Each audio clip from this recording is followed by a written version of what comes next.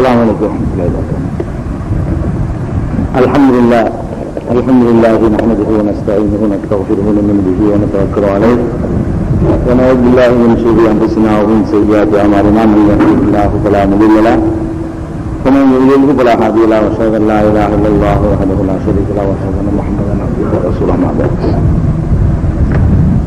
கண்ணியத்திற்குரிய இல்லாமல்ல அல்லாஹ் ஜல்ல ஷானஹு தஆலாவின் நல்லடியார்களே, அல்லாஹுடைய பேரருளால் புனிதமிக்க இந்த ரமலான் மாதத்தில் நபிமார்களின் வரலாறு என்ற தலைப்பின் கீழ் தொடர் நிகழ்ச்சியை நாம் நடத்தி வருகிறோம். இதிலே இதுவரை நபிமார்களுடைய வரலாற்றை சொல்வதற்கு முன்னால் நபிமார்களுடைய இலக்கணங்கள், நபிமார்கள் என்றால் யார், எப்படி நபிமார்கள் தேர்வு செய்யப்படுகிறார்கள், நபிமார்களுக்கு இறைவனிடமிருந்து எப்படி செய்திகள் கிடைக்கின்றன, நபிமார்களாக தேர்வு செய்யப்பட்டவர்களுக்கு மனிதத்தன்மை எடுபட்டு போய்விடுமா, ஏதாவது இறைத்தன்மை அவர்களுக்கு இருக்குமா என்பன போன்ற பல செய்திகளை நபிமார்களை பற்றி நாம் அறிந்து கொண்டோம். அதுபோல நபிமார்கள் பட்ட கஷ்டங்கள், சிரமங்கள், எந்த நபியாக இருந்தாலும் சோதனைக்கு ஆட்பட்டது, இவர்களை எல்லாம் நம்ம தெரிந்து கொண்டோம். இப்ப இன்று முதல் நபிமார்களுடைய வரலாற்றுக்குள் நுழைய போகிறோம். நபிமார்களுடைய வரலாறு என்று சொன்னால் திருமறை குர்ஆனிலும் நபிகள் நாயகம் ஸல்லல்லாஹு அலைஹி வஸல்லம் ஹதீஸுகளிலும் எந்த நபியுடைய பெயர்கள் கூறப்பட்டு வரலாறு சொல்லப்பட்டிருக்கிறதோ அவர்களுடைய வரலாறு தான். பேர் சொல்லாத ஆட்களுடைய வரலாறு, பேரே இல்லைன்னா வரலாறு எப்படி நமக்கு தெரியும்? பேர் சொல்லப்படாத நிறைய நபிமார்கள் இருக்கிறார்கள். அதுல இருந்து ஒரு துகள் தான் நாம் சொல்ல முடியும். 25 நபிமார்கள் சொன்னா அல்லாஹ் அனுப்பிய நபிமார்கள் எண்ணிக்கையில ரொம்ப ரொம்ப குறைவு. அவ்வளவுதான் அல்லாவே சொல்றான். தேவை அவ்வளவுதான் என்பதனால அல்லாவே சொல்றான், அல்லாஹ்வுடைய ரசூல் சொல்றாங்க. அந்த அளவை மட்டும்தான் நாம் சொல்ல போகிறோம். ஃபர்ஸ்ட் நபிமார்களில் முதல் நபியாக ஆதம் அலைஹிஸ்ஸலாம், முதல் மனிதர் தான் முதல் நபி. ஃபர்ஸ்ட் ஆதம் அலைஹிஸ்ஸலாத்து வஸ்ஸலாம் அவர்கள் இருக்காங்க இல்லையா, முதல் மனிதர், அவங்க தான் முதல் நபி என்பதனால அவங்க வரலாற்றிலிருந்து நம்ம ஆரம்பிக்கணும். அதுக்கு முன்னாடி ஆதம் அலைஹிஸ்ஸலாம் நபியாண்டு ப்ரூவ் பண்ணா தானே நபிமார்கள் வரலாறு சேர்க்க முடியும். அவர் நபியா நபி இல்லையா, முதல் மனிதர்ங்கிறது ஓகே, அவர் நபிங்கிறதுக்கு ஏதாவது ஆதாரம் இருக்கா, சான்று இருக்குதா என்று கேட்டால் சான்று இருக்கிறது. என்ன சான்று இருக்கு என்று கேட்டா, திருக்குர்ஆன்ல 3வது அத்தியாயம் ஆல இம்ரான் 33வது வசனத்தில் அல்லாஹ் சொல்லி காட்டுகிறான், இன்னல்லாஹ் ஹஸ்தஃபா ஆதம வ நூஹன் வ ஆல இப்ராஹீம வ ஆல இம்ரான அலல் ஆலமீன். நிச்சயமாக இறைவன் இஸ்தஃபா ஆதம, ஆதமை தேர்வு செய்து கொண்டான். இந்த தேர்வு செய்து கொண்டான் என்ற வார்த்தை அல்லாஹ் இறை தூதராக அந்த தேர்வு செய்யப்பட்டவர்களுக்கு மட்டுமே அல்லாஹ் பயன்படுத்துற வார்த்தை. இஸ்தஃபா ஆதம, ஆதமை அல்லாஹ் தேர்வு செய்து கொண்டான். வ நூஹன், நூஹையும் தேர்வு செய்து கொண்டான். வ ஆல இப்ராஹீம, இப்ராஹீமுடைய வழி தோன்றல்களையும் தேர்வு செய்து கொண்டான். வ ஆல இம்ரான, இம்ரானுடைய வழி தோன்றல்களையும் அல்லாஹ், இம்ரானுடைய வழிதான் ஈசா நபி எல்லாம், அவர்களை தேர்வு செய்து கொண்டான். அலல் ஆலமீன், அகிலத்தார்களை விட அல்லாஹ் தேர்வு செய்து விட்டான், அகிலத்து மக்களை விட அல்லாஹ் தேர்வு செய்தான் என்ற சொல்லு அது இறை தூதர்கள் பட்டியலோடு சேர்த்து அல்லாஹ் சொல்ற காரணத்தினால ஆதம் அலைஹிஸ்ஸலாம் அவர்கள் இறை தூதர் என்பதை நம்ம வழங்கிக் கொள்கிறோம். மற்ற நபிமார்களை பொறுத்து நபி ரசூல் என்ற சொல்லு சேர்ந்து வரும் இல்லையா, அந்த மாதிரி ஆதம் அலைஹிஸ்ஸலாத்து குர்ஆன்ல பயன்படுத்தப்படல. ஆதமு நபியா, ஆதமு ரசூலா என்று சொல்லி ஒரு இப்ராஹிம் நபிக்கு, ஒரு இஸ்மாயில் நபிக்கு, ஒரு ஹாரூன் நபிக்கு, ஒரு மூசா நபிக்கு எல்லாம் அல்லாஹ் யூஸ் பண்றான். ஏதோ ஒரு வார்த்தையை ரெண்டையும் யூஸ் பண்றான். சில ஆட்களுக்கு நபிங்கிற சொல்ல யூஸ் பண்றான், சில ஆட்களுக்கு ரசூல்ங்கிற சொல்ல யூஸ் பண்றான். ஆனால் ஆதம் அலைஹிஸ்ஸலாத்துக்கு இந்த சொல்ல அல்லாஹ் பயன்படுத்தல. ஆதம் நபியாக இருந்தார் அல்லது ஆதம் ரசூலாக இருந்தார் அப்படி வரல. விளங்கத்தான் முடியுது, ஊழ்த்தி தான் சொல்ல முடியுது இந்த தேர்வை வைத்துக் கொண்டு. ஒண்ணு. அதுக்கப்புறம் 2வது அத்தியாயத்துல 102:20 தாகாங்கிற அத்தியாயத்துல 122வது வசனத்தில் அல்லாஹ் சொல்கிறான், சும்மஜித்தபாஹு ரப்புஹு ஃபதாப அலைஹி வஹதா. ஆதம் அலைஹிஸ்ஸலாம் தப்பு செய்து விட்டார். அல்லாஹ் சொல்றான் அப்படி, அஸா ஆதமு ரப்பஹு, ஆதம் தன்னுடைய இறைவனுக்கு மாறு செய்து விட்டார், ஃபகவா, அவர் வழிகட்டு விட்டார் அப்படின்னு சொல்லிவிட்டு சும்மஜித்தபாஹு ரப்புஹு, பிறகு அவரை அவருடைய இறைவன் தேர்வு செய்து கொண்டான். இஜித்தபான தேர்வு செஞ்சு கொள்றது. அப்ப தாத்தா அவரை மன்னித்து விட்டான், அவர் செஞ்ச தப்பு நானே கணக்கில் எடுத்துக்கிற விருந்தான்ல, நான் மன்னிச்சுட்டேன், அது முடிஞ்சிருச்சு, அவர் நான் தேர்வு செய்து கொண்டேன்னு சொல்றான். இது ஒரு இறை தூதர் என்று ஊகிக்க முடியும், இறை தூதர் என்று உணர முடிகிறது. அதே மாதிரி திருமறை குர்ஆன்ல ஒரு வசனம் இருக்கிறது. பொதுவாக இறை தூதர்கள் யாருக்கெல்லாம் அனுப்பப்படுவாங்க நபிகள் நாயகத்துக்கு முந்தி அப்படின்னா, இம்மின் உம்மத்தின் இல்லா ஹலாபிஹா நபீர், எந்த ஒரு சமுதாயத்தை நான் படைக்கிறதா இருந்தாலும் அனுப்புறதா இருந்தாலும் அவர்களுக்கு ஒரு எச்சரிக்கை செய்வோரை அனுப்பாமல் நான் இருந்ததில்லை அப்படிங்கிறான். அப்ப ஆதம் அலைஹிஸ்ஸலாத்துக்கு அவருடைய புள்ள குட்டிகள் அது ஒரு உம்மத்து தான், அது ஒரு சமுதாயம் தான். அவங்களுக்கு நல்வழி காட்ட ஒருத்தர் வேணும், அது இறைவன் வந்து செய்தி பெற்று ஆகணும். இல்லைன்னா அவர்கள் முதல் ஆரம்பமே கோணலா போயிடப்போறோம். அல்லாஹ் வந்து எந்த சமுதாயமா இருந்தாலும் எச்சரிக்கை செய்பவரை அனுப்பி இருக்கிறேன் என்று சொல்றான் பாருங்க. அப்ப அந்த சமுதாயத்துக்கு அனுப்பித்தான் இருப்பான், அது ஒரு சமுதாயம் தானே. அன்னைக்கு வந்து தாய் புள்ள மக்கள் மட்டும் இருந்தா கூட அவர்கள் ஒரு சமுதாயமா இல்லையா, அது ஒரு சமுதாயம் தான். அந்த சமுதாயத்துக்கு நேர்வழி காட்டுமா இல்லையா, காட்டணும். அதுக்காக வேண்டி அல்லாஹ் வந்து எல்லாத்துக்கும் அனுப்பின என்ற அந்த பொதுவான ரூல்ஸ்ல இருந்தும் இதை நாம வந்து வழங்கிக் கொள்ளலாம். இது போக ஆதம் அலைஹிஸ்ஸலாம் ஒரு தவறு செஞ்சிடறாங்க இல்லையா, வரலாறுல பின்னாடி வரும். தவறு செய்த பிறகு அவங்களை அல்லாஹ் வந்து வெளியேற்றுறான். வெளியேற்றும் பொழுது என்ன சொல்லி அனுப்புறான், அது முக்கியமான பாயிண்ட்.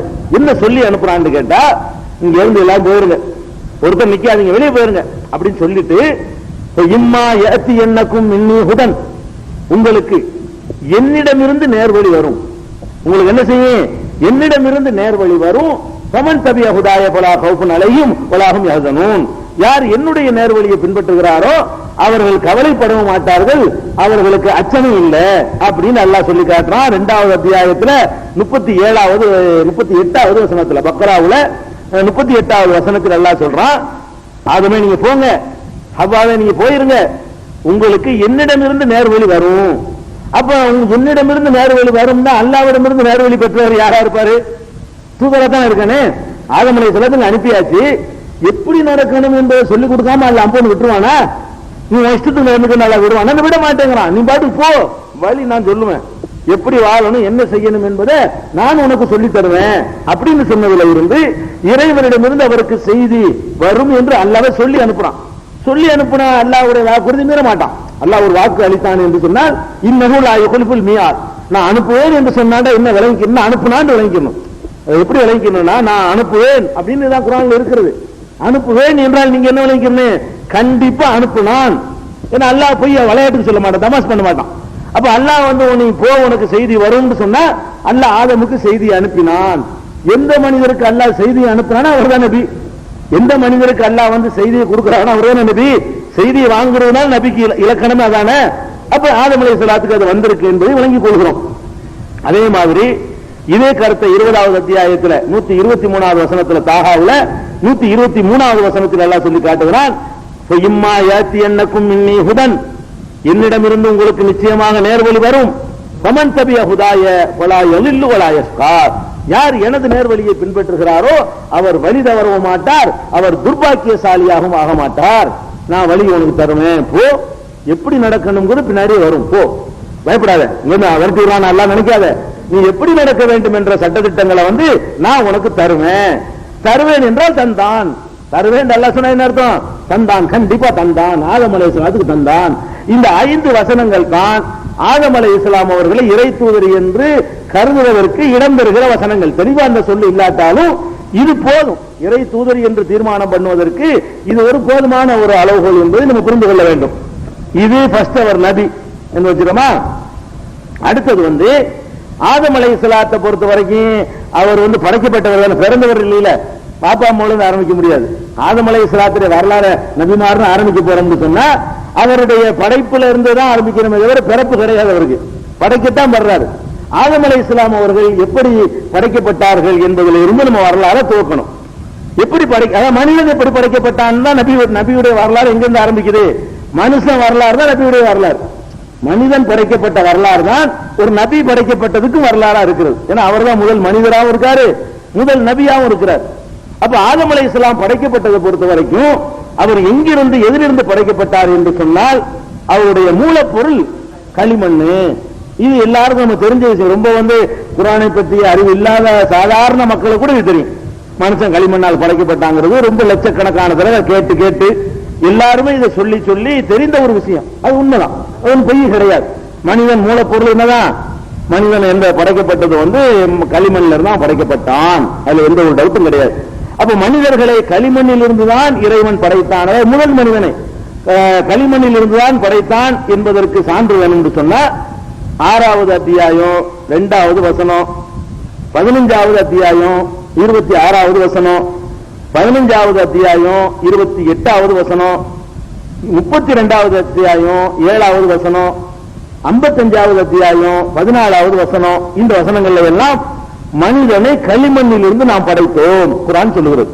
ஒன்னும் அர்த்தம் செய்ய வேண்டிய தேவையில்லை. சாதாரணமா நீங்க பார்த்தாலே என்ன செய்யறேன் விளங்கிக்கிறோம். பதா ஹல்கல் இன்சானி மின் தீன், மனித படைப்பை களிமண்ணில் இருந்து இறைவன் துவக்கினான் அப்படின்னு ஒரு வசனம் சொல்லுகிறது.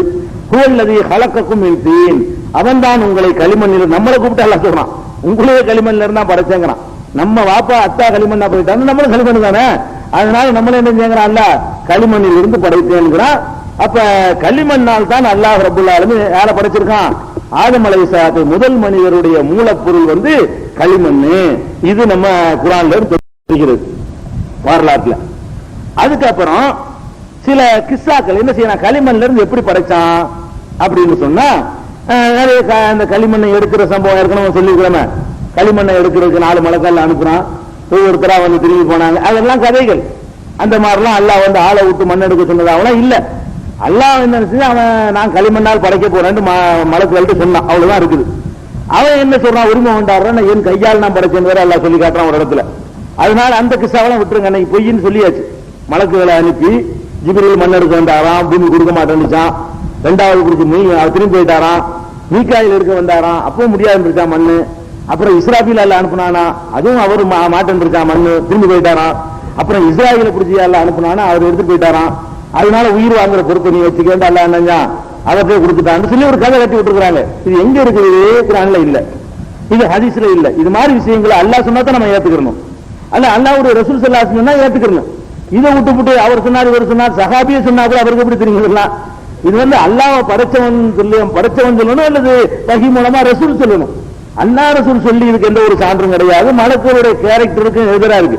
மலக்குகள் வந்து அல்லாஹ் போய் மண் எடுத்துட்டு ஜிப்ரீல் வந்து திரும்பி போயிருப்பாரு. அவரு ஜிப்ரீல் அல்லாஹ் எடுக்க சொல்லியிருந்தான்னா மண்ணு சொல்றதுக்கு அப்புறம் அல்லாஹ் சொல்றதுக்கு அப்புறம் அவரு இது கூட வழங்காம கட்டு கதை உண்டாக்கி வச்சிருக்காங்க. அதெல்லாம் தவறு. ஆதம் அலைஹிஸ்ஸலாத்தை அவன் களிமண்ணால் படைத்தான், அதுவும் நிறுத்திக்கிற வேண்டியது. அடுத்து என்னன்னு கேட்டா, இப்படி படைச்சவன் என்ன பண்ணாங்களா, இன்னொரு கிஸ்ஸா. 40 வருஷம் அப்படி அல்லாஹ் அந்த களிமண்ணால் அல்லாஹ் போட்டு வச்சுட்டானா. போட்ட உடனே இப்லீஸ் அதை கடந்து போவானா. வெறுமனே அந்த உருவமா செஞ்சு கிடக்கும் பொழுது இப்லீஸ் அதை கடந்து போவானா. அதுல கூப்பிட்டு அடிப்பானா, காஞ்சி சத்தம் வருமா. இப்படியே ஒரு அந்த வாய் வழியா போயிட்டு பேக் சைட்ல வெளியே வருவானா.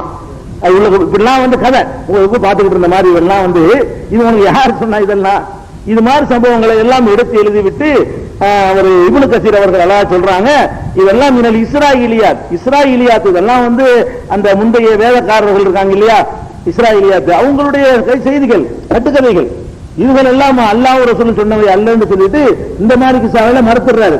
அப்ப களிமண்ணால் அவங்க வந்து படைக்கப்பட்டாங்க என்பது மட்டும் நம்ம விளங்கிக்கணும். அந்த களிமண்ணை பொறுத்த வரைக்கும் அல்லாஹ் எப்படி எடுத்து படைத்தான் என்பதற்கு ஹதீஸில் ஆதாரம் கிடைக்கிறது. எப்படி எடுத்தான்னு சொன்னா, ஒரு இடத்துல இருந்து இந்த களிமண் அல்லாஹ் எடுக்கல. அல்லாஹ் களிமண் எங்க இருந்து எடுக்கிறான்னு கேட்டா, உலகத்தின் பல பகுதிகளில் இருந்து அல்லாஹ் எடுத்தான். அது எப்படி எடுத்தா அவனுக்கு முடியும்? அதை நம்ம யோசிக்க. அல்லாஹ்வுக்கு வந்து இந்த மொத்த பூமியும் நமக்கு ஒரு எறும்பை விட சின்னதுதான். நம்ம கண்ணுக்கு ஒரு எறும்பு எவ்வளவு சின்னதோ அதை விட இந்த மொத்த பூமி அல்லாஹ்வுக்கு சின்னது. அதனால அல்லாஹ் எப்படி அதுக்கு கற்பனை பண்ண முடியாது. அல்லாஹ் வந்து என்ன செஞ்சிருக்கான்னு கேட்டா, நபிகள் நாயகம் ஸல்லல்லாஹு இது நபிகள் நாயகம் ஸல்லல்லாஹு அலைஹி வஸல்லம் சொல்றாங்க. அபூதாவூதுல 4073வது ஹதீஸா பார்க்கலாம். இது அஹ்மது திருமதியிலும் இடம்பெற்றிருக்கிறது. ஹதீஸ் சரியான ஹதீஸ் தான். அபூ மூஸா அஷ்அரி ரலியல்லாஹு அன்ஹு அவர்கள் சொல்றாங்க, நபிகள் நாயகம் ஸல்லல்லாஹு அலைஹி வஸல்லம் சொன்னதாக சொல்றாங்க. அபூ மூஸாவா சொல்லல, நபிகள் நாயகம் ஸல்லல்லாஹு அலைஹி வஸல்லம் சொன்னதாக சொல்றாங்க. அல்லாஹ் ரப்பல் ஆலமீன் ஆதம் அலைஹிஸ்ஸலாத்தை பூமியின் பல்வேறு பகுதிகளில் இருந்து தனது ஒரு கைப்பிடி மண்ணால் எடுத்தான்.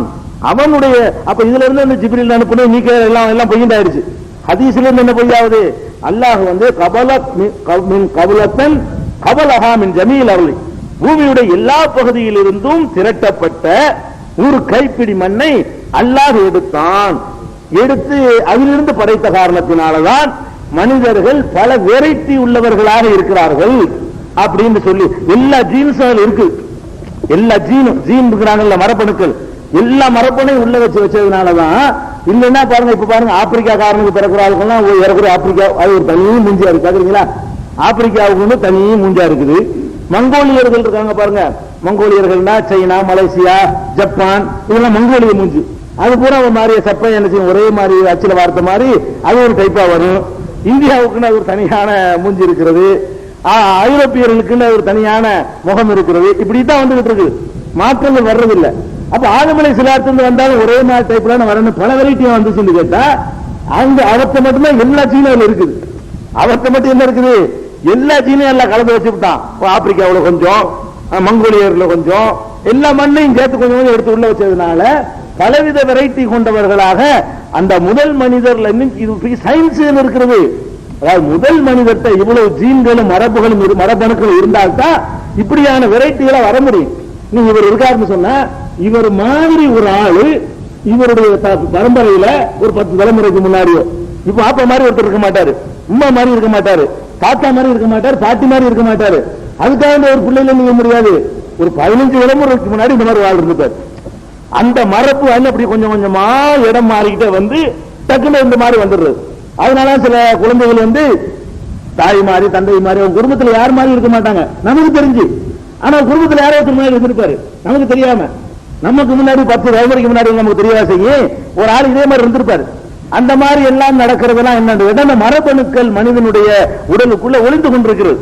அந்த மரபணுக்கள் இவரை பொறுத்த வரைக்கும், ஆதம் அலைஹிஸ்ஸலாத்தை பொறுத்த வரைக்கும் உலகத்தின் பல பகுதியில இருந்த காரணத்தினாலதான் ஜா மின்ஹுமுல் அஹ்மரு வல் அபியலு வல் அஸ்வது, அதனால அவர்களிலிருந்து சிவப்பானவர்கள் வருகிறார்கள், வெண்மையானவர்கள் வருகிறார்கள், கருப்பானவர்கள் வருகிறார்கள், கவலையா உள்ளவர்கள் வருகிறார்கள், கெட்டவர்கள் வறண்ட காஞ்ச பூமியிலிருந்து எடுத்தவன் உண்டானா இது எல்லாம் காஞ்சி போயிருக்க, காஞ்சி போனது கொஞ்சம் மென்மையான பூமியிலிருந்து எடுத்திருந்தா ஆள் கொஞ்சம் மென்மையா இருப்பான். இப்படி இந்த மாதிரி எல்லா வெரைட்டி கலர் மட்டும் இல்ல, பல விஷயங்கள் எல்லா வகையும் சேரணுங்கிறதுக்காக வேண்டி மண்ணுடைய எல்லா அம்சங்களையும் வைத்து அல்லாஹ் என்ன செய்யறான், அந்த மனிதரை படைத்தான் என்ற செய்தி வந்து அபூதாவுது, அஹ்மது, திர்மிதி ஆகிய நூல்கள்ல காணப்படுகிறது. அப்ப மனிதர் வந்து களிமண்ணால் படைக்கப்பட்டதுக்கு ஆதாரம் இருக்கிறது. அந்த களிமண் உலகின் பல பாகங்களில் இருந்து எடுக்கப்பட்டது என்பதற்கு ஆதாரம் இருக்கிறது. அந்த களிமண்ணை அல்லாவே தனது கைப்பிடியில் நேரடியாக எடுத்தான் என்பதற்கும் ஆதாரம் இருக்கிறது. அதை விளங்கிக்கிறோம். அப்ப களிமண் எடுத்தான்ல, எவ்வளவு எடுத்திருப்பான், ஒரு 50 கிலோ எடுத்திருப்பான களிமண், ஒரு உத்தேசமா தெரியணும்ல எவ்வளவு எடுத்திருப்பான் அப்படின்னு பார்த்தா நம்ம எவ்வளவு இருப்போம், ஒரு 60 கிலோ இருப்போமா, 85 கிலோ நல்ல திரகாத்திரமா ஒருத்தர் இருந்தாருன்னு சொன்னா 80 கிலோ இருப்பாரு. பாட்டு சாட்டமான ஒரு ஆளா இருந்தாருன்னு சொன்னா ஒரு 80-85 கிலோ இருப்பாரு. அவ்வளவுதான் அல்ல எடுத்திருப்பான்னு நினைக்கிறீங்களா? இல்ல. ஆதம் அலைஹிஸ்ஸலாத்தை பொறுத்த வரைக்கும் அவர் எவ்வளவு பெருசா இருந்தாருன்னு நீங்க விளங்கிக்கணும். குர்ஆன் ஹதீஸ் ஆதாரத்தின் அடிப்படையில ஆதம் அலைஹிஸ்ஸலாம் அவர்களுடைய உயரம் வந்து நம்முடைய உயரம் அல்ல. அவருடைய உயரம் எவ்வளவு கேட்டா 60 முழம் கொண்டவராகத்தான் முதல் மனிதர் படைக்கப்பட்டார். அப்ப அவ்வளவு மண் எடுத்திருக்கான்ல. அதாவது அல்லாஹ் வந்து ஒரு பெரிய எடுத்த மாதிரி சைஸ்ல படைக்கிற மனுஷனை எவ்வளவு பெரிய சைஸா படைக்கிறான்னு கேட்டா 60 முழம் கொண்டவராகத்தான் முதல் மனிதர் படைக்கப்பட்டார். இது பெருமைக்கு தேவையில்லை. ஏன்னு கேளுங்க, இப்பவே எடுக்கிறாங்க, ஒரு எலும்பு கூட எடுக்கிறான், இது வந்து எப்படி 2 லட்சம் வருஷமாவது இருக்கும் அப்படிங்கிறான். அதை பார்த்தா நம்மளோட ஒரு 7-8 அடி உள்ளதா இருக்குது. 6 அடிக்கு மேல நம்ம மனுஷனை பார்க்க முடியல. 7 அடி இருந்தான்னா அவனை கின்னஸ்ல கொண்டு நம்ம சாதனைன்னு சொல்றோம் இல்லையா? அப்ப 8 அடியில எல்லாம் எடுக்கலாம். அப்ப இன்னும் 50 லட்சம் 60 லட்சத்துக்கு ஒரு மேல போயிட்டே இருந்தீங்கன்னு சொன்னா அதுல வந்து அந்த மாதிரிலாம் இருக்க வாய்ப்பு இருக்குது. உயரமா ஆதம் அலைஹிஸ்ஸலாம் படைக்கப்பட்டு லேட்டா படைக்கப்பட்டாங்க. பல லட்சம் வருஷங்கள் ஆகிட்டு விளங்கிங்க. நம்ம என்ன விளங்கிட்டு இருக்க கூடாது, நம்ம ஆளுக்கு தப்பா விளங்கிட்டு இருக்காங்க. ஆதம் அலைஹிஸ்ஸலாம் படைக்கப்பட்டு ஒரு 5000 வருஷம் தான் இருக்கு. நம்ம நாகரிகளை பாட்டு படிக்கிறார்கள் 5000 ஆண்டுகள் முன்னே நடந்தது அரபு நாட்டில் ஒரு தியாகம். அப்ப இப்ராஹிம் நபிக்கு ரசூலுல்லாஹ்வுக்கு ஒரு 5000 வருஷம் சொல்லி போடுறாங்க. அங்கிட்டு பாத்தீங்கன்னா அங்கிட்டு ஒரு 2000 வருஷம் வரும். ஒரு 7000 வருஷத்துல கணக்கு முடிச்சிருக்காங்க. அவ்வளவு கிடையாது. உலகம் படைக்கப்பட்டு 7000 வருஷம் கிடையாது. ஆதம் அலைஹிஸ்ஸலாத்துக்கு நமக்கு மத்தியில லட்சம் வருஷங்கள், அவ்வளவு வருஷங்களுக்கு முந்தினவர். தலைமுறையெல்லாம் என்னவே முடியாது. அது நானா சொல்லல, அது கூட நபிகள் நாயகம் ஸல்லல்லாஹு அலைஹி வஸல்லம் என்ன சொல்றாங்கன்னு கேட்டா, ஒரு ஹதீஸ்ல சொல்றாங்க, உலக மக்கள் இருக்காங்க இல்லையா, நம்ம உம்மத்து முஹம்மதியா நபிகள் நாயகத்துடைய உம்மத்து நம்ம எவ்வளவு பேர் இருக்கிறோம்? இன்னைக்கே 600 கோடி மக்கள் இருக்கிறாங்க. இன்னைக்கு உள்ள ஜனத்தொகையில் 600 கோடி உலகத்தில் இருக்கிறோம். நபிகள் நாயகம் ஸல்லல்லாஹு அலைஹி வஸல்லம் காலத்துல எடுத்து பாத்தீங்கன்னா அது ஒரு 5000 கோடி கிட்ட ஓடும். உலகம் அழிகிற வரைக்கும் போனுச்சுன்னா அது 10,000 கோடி போயிடும். இவ்வளவு பெரிய மக்கள் தொகையை நபிகள் நான் என்ன சொல்றாங்கன்னு கேட்டா, நீங்க இன்னமும் பெரிய அதிகமா இருக்குன்னு நினைச்சிட்டு இருக்கிறீங்க. மற்ற உலக சமுதாயத்தோடு உங்களை ஒப்பிடும் பொழுது உங்களுடைய அளவு என்ன தெரியுமா? ஒரு கருப்பு காளை மாட்டில் ஒரே ஒரு எண்ணெய் முடி இருந்தால் எவ்வளவு இருக்கிறது? காளமாடு முழுசும் கருப்பு, அதுலயே கோடிக்கணக்கான முடிகள் இருக்கும். அந்த காளமாட்டுல ஒரு காளமாட்டுடைய முடி இருக்குது, ஆட்டு முடியை விட மென்மையா இருக்கும் மாட்டினுடைய முடி. அப்ப அந்த காளமாட்டினுடைய லட்சக்கணக்கான முடிகள்ல கருப்பு முடியல ஒரே ஒரு வெள்ளை முடி இருக்க, அதான் நீங்க. நீதி எல்லாம் மற்ற சமுதாயம். அப்ப எத்தனை லட்சம் வருஷம் இருக்கணும் பாருங்க. இவங்க சொல்றபடி 7000 வருஷம் ஆயிருச்சுன்னா நம்ம தான் கூட இருப்போம். அவங்கள விட 7000 வருஷம் தான் உலகம் படைக்கப்பட்டு ஆயிருக்குன்னு சொன்னா யாரு கூட இருப்போம்? 7000 வருஷத்துல இந்த 600 கோடி பேர் எந்த காலத்தையும் வராது. டோட்டல் பண்ணியல்னா ஆதம் அலைஹிஸ்ஸலாத்திலிருந்து நபிகள் நாயகம் வரைக்கும் 7000 வருஷம் வச்சுக்கிட்டு மொத்த மக்கள் தொகை எவ்வளவு உருவாயிருப்பான்னு பாத்தீங்கன்னா ஒரு 10 கோடி கூட தேராது. எல்லாம் ஃபாஸ்ட் வளர்ச்சினா இப்பதான். தாறுமாற வளரலாம் இப்பதான் ஜனத்தொகை அதிகமான பிறகுதான் தாறுமாற வளர்ந்துகிட்டு இருக்குது.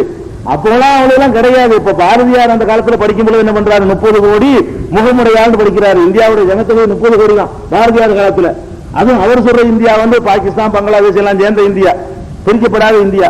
பிரிக்கப்படாத இந்தியாவில் 30 கோடி இருந்தாரு. இப்ப என்ன 140 கோடி ஆச்சு. அங்க ஒரு 100, இங்க ஒரு 20, இங்க ஒரு 20. இந்தியாவில் 100, பாகிஸ்தான்ல ஒரு 20 கோடி, பங்களாதேஷ்ல 20, ஒரு 140 கோடி ஆகி போச்சு. 30, 140 இருக்கிறோம், 5 மடங்கு ஆயிடுச்சு. அப்ப இப்ப இவ்வளவு காலத்திலேயே 5 மடங்கா பெருகி இருக்குன்னு சொன்னா, அப்ப நம்ம இப்பதான் ஜாஸ்தியா வளர்ந்துகிட்டு இருக்கிறோம். இப்படி போய்கிட்டே இருந்தீங்கன்னா நபிகள் நாயகம் காலத்திலிருந்து ஒரு 7,000 வருஷம் போனீங்கன்னு சொன்னா அதிகபட்சமா போனா ஒரு 10 கோடி தேர்றது கஷ்டம். ஆனா நபிகள் நாயகம் என்ன சொல்றாங்க? அவங்கதான் ஜாஸ்தி. நீங்க எல்லாரும் சேர்ந்தா கூட ஒரு கருப்பு மாட்டுல வெல்ல முடிய அளவுக்கு தாங்கிறாங்க. அப்ப என்ன வழங்குது? உலகம் படைக்கப்பட்டு லட்சோப வருஷங்கள் ஓடி போயிருந்தா தான் அந்த எண்ணிக்கை நம்ம எண்ணிக்கை மிஞ்ச முடியும். இத்தனை அளவுக்கு இவ்வளவு மடங்கு மிஞ்ச முடியும். அப்ப எத்தனையோ லட்சோப வருஷங்களுக்கு முன்னாடி ஆதம் அலைஹிஸ்ஸலாம் அவர்களை படைச்சதுனால 60 முழம் இத்தனை லட்சம் வருஷத்துல கொஞ்சம் கொஞ்சமா குறைஞ்சிக்கிட்டு வருவது ஆச்சரியமானது இல்லை. இது ரொம்ப நேற்று குறையல, 50 வருஷத்துல குறைஞ்சிடல, 100 வருஷத்துல குறையல, லட்சம் வருஷங்களுக்கு பிறகு இந்த மாதிரி படிப்படியா 58, 57 குறைஞ்சிட்டு வந்தது ஆச்சரியப்படுவதற்கு இல்லை. இது எங்க இருக்குன்னு கேட்டா, இது திரு சஹீஹுல் புகாரியிலேயே ஆதம் அலைஹிஸ்ஸலாத்துடைய உயரத்தை பற்றி கேட்டீர்களேயானால் சஹீஹுல் புகாரியில 3079வது ஹதீஸ்ல இருக்கிறது. அபூ ஹுரைரா ரலியல்லாஹு அன்ஹு அவர்கள் அறிவிக்கிறாங்க, நபிகள் நாயகம் ஸல்லல்லாஹு அலைஹி வஸல்லம் சொன்னதாக அறிவிக்கிறாங்க. என்ன அறிவிக்கிறாங்கன்னா, ஹலகல்லாஹு ஆதம், ஆதமை அல்லாஹ் படைத்தான், ஓ தூளுஹு 60 திராஅன், அவருடைய உயரம் 60 முழம். முழம்னா மனுஷன் முழத்தில் 60 முழம்.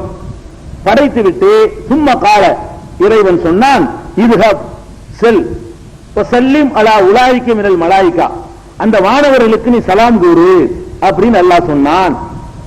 ஃபஸ்தமிஉ மா யுஹய்யூனக, அவர்கள் உனக்கு என்ன பதில் சொல்கிறார்கள் என்பதை செவிமடுத்து கேள். அதுதான் தஹியத்துக்கோ தஹியத்து உரியத்துக்கு, அதுதான் உனக்கும் உன்னுடைய வழித்தோன்றலுக்கும் சொல்ல வேண்டிய முகமன் வாழ்த்து. அப்படிதான் நீங்க அமைத்துக் கொள்ளணும் அப்படின்னோட கால அஸ்ஸலாமு அலைக்கும் அப்படின்றாரு மலக்குகளுக்கு. ஃபகாலு அஸ்ஸலாமு அலைக்கும் வரஹ்மத்துல்லாஹி, ரஹ்மத்துல்லாஹி என்பதை அதிகப்படுத்தி அவர்கள் சொன்னார்கள். அப்படின்னு சொல்லி வந்துட்டு ஃபலம் யஸலில் ஹல்கு யன்குசு ஹத்தல் ஆன், மனிதர்கள் இன்று வரை கொஞ்சம் கொஞ்சமாக குறைந்து கொண்டே வருகிறார்கள். கொஞ்சம் கொஞ்சமா நினைச்சிட்டாங்க, குறைந்து கொண்டே வருகிறார்கள் அப்படிங்கிறது இதுல பாக்குறோம். அப்ப முதல் மனிதருடைய 60 முழம் உயரம் தான் சொல்லப்பட்டிருக்கு. உயரத்துக்கு ஏற்ற மாதிரி தான் அகலமும் இருக்கும். அது சொல்லப்படல உங்களுக்கு. உயரத்துக்கு ஏற்ற மாதிரி 60 முழம் ஒரு பனை மரமா நின்றா அவர் நிக்க முடியாது. நல்லா பேலன்ஸோடு நடக்கிற மாதிரி தான் மனிதன் நல்லா படைச்சிருக்கணும். அப்ப 60 முழம் உயரமா இருந்தாருன்னு சொன்னா ஒரு 5 முழம் அளவுக்காவது இருக்கணும். ஒரு 6-7 முழமாவது இருந்தா அகலம் இருந்தா தான் அவர் அதை கரெக்டா சரியா வரும். இப்படியே 60 முழமா இருந்த பனைமரம் மாதிரி அது ஒழுங்குறாரு கீழே வழங்குதா. பேலன்ஸோட நடக்கிறவனா தான் எல்லாம் மனிதனை படைச்சிருக்கான். அறிவிப்பு இல்லானா அதை பத்தி தெளிவான குர்ஆன்லயே ஹதீஸ்லயே அகலம் சொல்லப்படவில்லை. நம்ம அனுமானிக்கிறோம். அனுமானத்தை ஏத்துக்கலாம், விட்டுறலாம். அபிப்பிராயத்தில் உள்ளது இருக்கும், நம்ம ஊகம் தான் செய்கிறோம். இது ஒரு பாயிண்ட் ஆச்சா. அப்ப 60 புறம் கொண்டவராக உலகத்தின் பல பாகங்களில் இருந்தும் அல்லாஹ் ரப்பல் ஆலமீன் தனது கைப்பிடியால் மண் எடுத்து அவரை படைத்தான். இது ஆயிடுச்சா. இன்னொரு விஷயம் நீங்க தெரிந்து கொள்ளணும். இது நீங்க ஆச்சரியமா நீங்க பாக்குவீங்க, ஆனா அது உண்மைதான். ஆச்சரியப்பட்டாலும் சரி, உங்களுக்கு சொல்லப்படாத செய்தியா இருந்தாலும் சரி, உங்களுக்கு இப்படி ஒரு மாதிரியா நீங்க முடிச்சாலும் சரி, ஹதீஸ்ல உள்ளதாதான். என்ன விஷயம்?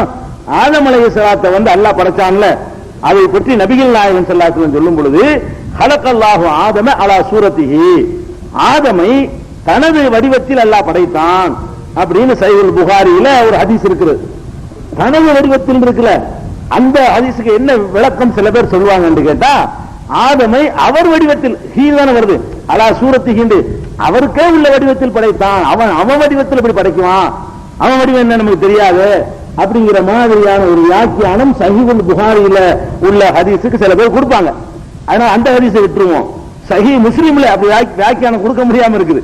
அப்படிலாம் கொடுத்தா கூட வியாக்கியானம் கொடுக்க முடியாம சஹீஹ் முஸ்லிம்ல இடம்பெற்றிருக்கிற ஹதீஸ் என்னன்னு கேட்டா, இது நபிகள் நாயகம் ஸல்லல்லாஹு அலைஹி வஸல்லம் சொல்றாங்க, இதா காத்தல அஹதுக்கும் அகாஹு ஃபல் யஜ்தனிபில் வஜ்ஹ, உங்களில் ஒருவர் இன்னொருவரோடு யுத்தம் செய்ய நேர்ந்தால், சண்டையிட நேர்ந்தால், இது அடிக்கடி தாராள வந்துருச்சு, நியாயத்துக்கு போராடுறீங்க, இதை சண்டை நடக்க வந்துருச்சுன்னு சொன்னா, ஃபல் யஜ்தனிபில் வஜ்ஹ, முகத்தை தவிர்த்துக் கொள்ளுங்கள். சண்டை பிடிக்கிறதா இருந்தா முதல் அடி வயிற்றுல விட்டு வேற ஏதாவது கையை கால பிடிச்சாடி முகத்தை தவிர்த்துக் கொள்ளணும், முகத்துல அட்டாக் பண்ணிடக்கூடாது, சமைக்க கூடாது அப்படின்னு சொல்லி, இதுல இருந்து இந்த குத்து சண்டையெல்லாம் கூடாதுன்னு விளங்கிக்கலாம். குத்து சண்டை மூஞ்சில குத்துறதே ஒரு சண்டை வச்சிருக்காங்க, வேற வேற விளையாட்டுகள்லாம் வேற வேற. இது இந்த குத்து சண்டை எதுக்கே உள்ள சண்டை, மூஞ்சில குத்துறதுக்கே உள்ள சண்டை, வேற எங்கேயும் குத்தக்கூடாது. மூஞ்சில குத்தி ரத்த வர வைக்கிறது, அதுக்கு என்ன செய்யறாங்க? இந்த ஹதீஸை வச்சுக்கிட்டு நம்ம அதெல்லாம் கூடாதுன்னு விளங்கிடலாம். குத்துச்சண்டை கூடாது.